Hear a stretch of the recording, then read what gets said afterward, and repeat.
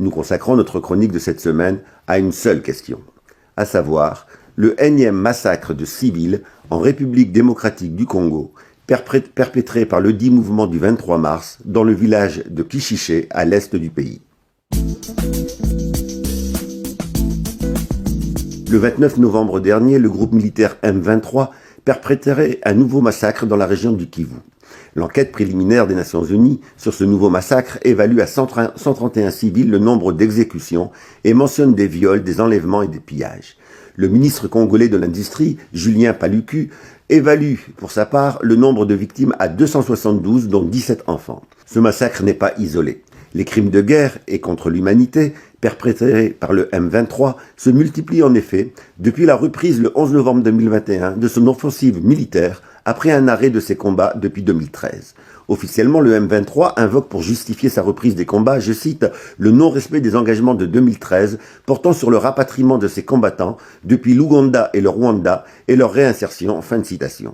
Le scénario est le même que celui qui a présidé à l'offensive armée du même M23 lors de sa création en 2012. À l'époque, le même M23 invoque le non-respect de l'accord signé le 23 mars 2009 après la défaite d'un autre groupe armé, le Congrès national pour le développement et le progrès, CNDP. C'est en référence de la date de cet accord, le 23 mars 2009, que le M23 choisit son nom.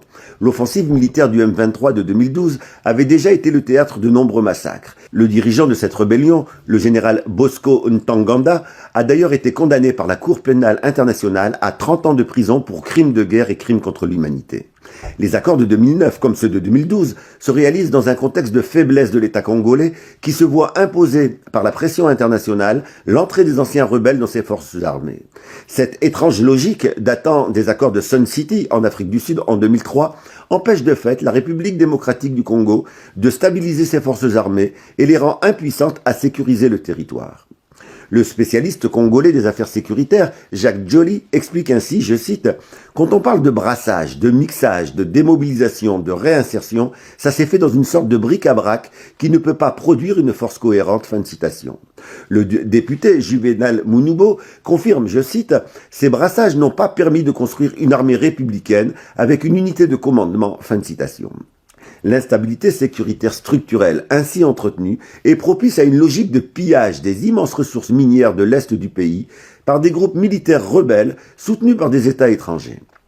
L'exploitation illégale des ressources naturelles permet ainsi le financement des groupes armés rebelles d'une part et l'enrichissement d'États voisins d'autre part. Les drames à répétition qui secouent le Congo sont incompréhensibles si on n'intègre pas dans l'analyse ce soubassement économique. Les expressions qui ont fleuri pour qualifier la situation du Kivu ne sont pas exagérées. Diamant du sang, hors des conflits ou encore coltan sanglant.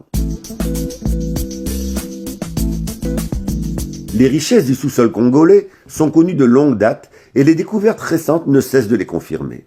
Dès 1892, le géologue belge Jules Cornet utilise l'expression de scandale géologique pour décrire la quantité et la diversité des ressources minières du Congo. Sans être exhaustif, citons quelques données empruntées au Centre américain d'études géologiques, l'USGS. En 2017, la production de diamants a atteint 15 millions de carats, représentant 20% de la production mondiale et faisant de la RDC le second producteur mondial après la Russie. La même année, la RDC a produit 73 000 tonnes de cobalt, ce qui fait d'elle le premier producteur mondial, avec une production représentant 60% de la production mondiale. Toujours en 2017, la production de cassitérite a atteint 760 tonnes, soit 41% de la production mondiale, faisant de la RDC le premier producteur mondial. Nous aurions pu également citer l'or, représentant 1% de la production mondiale, le cuivre comptant pour 5% de celle-ci, le germanium pour 12%, la cassitérite ou oxyde d'étain comptant pour 3%, etc. Nous n'avons volontairement pas cité le coltan et le niobium, présents en grande quantité dans la région du Kivu. Le pillage de ces ressources ne les faisant pas apparaître à leur véritable niveau dans les statistiques de production. Le coltan est une abréviation du minéral mixte appelé colombo-tantalite contenant de la colombite et de la tantalite. L'isolement de la tantalite permet de produire du tantal alors que l'isolement de la colombite permet de produire du colombium, plus connu sous le nom de nobium. Le tantal est un minerai radioactif indispensable à la production des téléphones portables, des téléviseurs à plasma, des GPS, des ordinateurs portables, des systèmes de défense.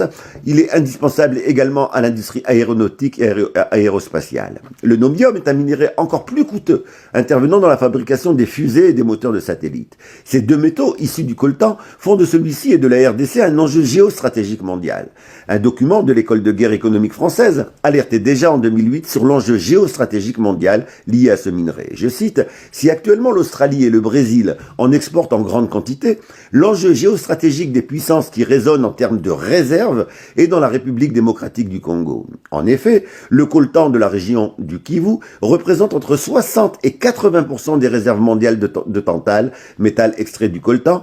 Pour ces États dotés de systèmes de défense à haute technologie, le coltan, outre son potentiel économique effectif, est stratégique car le tantale est indispensable à l'industrie aéronautique, aérospatiale et à la défense. Pierre Jacquemot, ancien ambassadeur de France en République démocratique du Congo et enseignant à l'Institut d'études politiques de Paris, décrit comme suit l'économie de pillage qui s'est installée dans la région en raison de l'enjeu stratégique des minerais en général et du tantale et du niobium en particulier.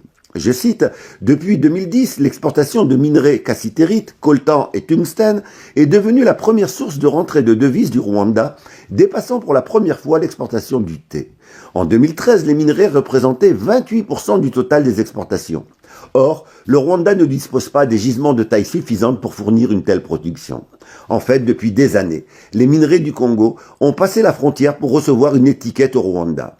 Une fois mis en fût et chargés dans un petit avion assurant la liaison avec Goma, ils sont majoritairement transférés à Kigali, plaque tournante du trafic, où ils peuvent trouver une légalité en devenant, après une première transformation, un produit made in Rwanda. » Fin de citation.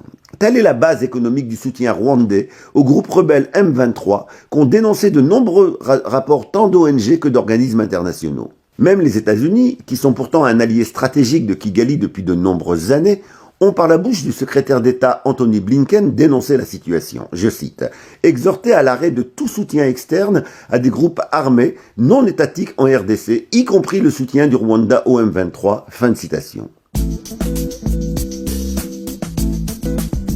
La condamnation du soutien rwandais au M23 est du bout des lèvres. Elle est imposée par la publication de plusieurs rapports aux conclusions convergentes. Ainsi, en juin dernier, le groupe d'experts des Nations Unies pour la région indique que, je cite, « Kigali a fourni des renforts de troupes au M23 pour des opérations spécifiques, en particulier lorsque celles-ci visaient à s'emparer de villes et de zones stratégiques. » Fin de citation. Après le conseiller d'État Blinken, c'est au tour du ministre belge des Affaires étrangères d'appeler, je cite, « Le Rwanda a cessé toute assistance au M23 et a continué d'utiliser tous les moyens à sa disposition pour le persuader de se réengager dans un processus de désarmement, de démobilisation et de réintégration communautaire. » Fin de citation. Ces critiques du bout des lèvres, sans aucune conséquence à ce jour, n'inquiètent pas pour l'instant le président rwandais, qui sait que son pays constitue une pièce maîtresse de la stratégie occidentale dans la région des Grands Lacs et plus largement en Afrique. Depuis la débâcle de l'intervention armée états-unienne en Somalie en 1993, Washington développe une stratégie d'appui à des États relais régionaux à qui il confie la défense des intérêts occidentaux. Concrètement, cela signifie qu'il délègue la défense de ses intérêts à des gendarmes régionaux. Le Rwanda est pour la région des Grands Lacs un tel relais. Pour qu'il puisse jouer cette fonction de gestionnaire indigène des intérêts occidentaux, le Rwanda a été doté, grâce à une aide militaire occidentale constante, d'une armée fortement équipée et formée. Cette aide militaire occidentale, en provenance des États-Unis, de l'Union européenne et d'Israël, a permis au Rwanda d'avoir une armée disproportionnée au regard de sa taille et de ses poids économiques et démographiques. Ce sont ainsi plus de 5000 militaires rwandais qui sont engagés dans des missions des Nations Unies en Centrafrique, au Sud-Soudan, au Darfour, au Mozambique, etc. Dans le même temps où le Rwanda est critiqué par des diplomates européens pour son soutien au M23, l'Union européenne décide d'accorder au Rwanda, le 1er décembre 2022, une nouvelle aide militaire de 20 millions d'euros. L'ancien ministre belge de la Défense, André Flao, résume comme suit la signification d'une telle décision. Je cite, « Les 20 millions d'euros attribués par l'Union européenne à l'armée rwandaise interrogent sur les intentions de la communauté internationale à l'égard de la RDC. La politique du deux poids deux mesures est inacceptable. Elle ne peut soutenir une paix juste et durable. » Fin de citation. Le député européen du PTB, Marc Botanga, illustre pour sa part comme suit ce double standard. Je cite, « La politique de l'Union européenne entrave et sape la souveraineté de la RDC. Il est avéré maintenant depuis des années, même par les Nations Unies que le gouvernement rwandais soutient les rebelles du M23. Des rebelles qui sèment la terreur et la mort en RDC, notamment à l'Est, où ce conflit a déjà fait des millions de morts. Et alors, que fait l'Union européenne? Elle décide de renforcer sa coopération militaire avec le Rwanda. La France, notamment, annonce un renforcement de sa coopération militaire. L'Union européenne va donner 20 millions au Rwanda et les USA, vous le savez depuis longtemps, sont un partenaire très important du Rwanda, tandis que vous savez qu'aujourd'hui, si un État veut vendre des armes à la République démocratique du Congo, il doit notifier aux Nations Unies, ce qui ralentit, voire empêche évidemment la livraison des armes à un pays trop et si souvent agressé. Fin de citation. Le savoir est une arme, et il commence par le savoir s'informer. Nous espérons que notre émission a apporté sa contribution à cette information citoyenne nécessaire et urgente. N'hésitez pas à nous transmettre des sujets d'actualité que vous souhaitez voir traités dans notre émission.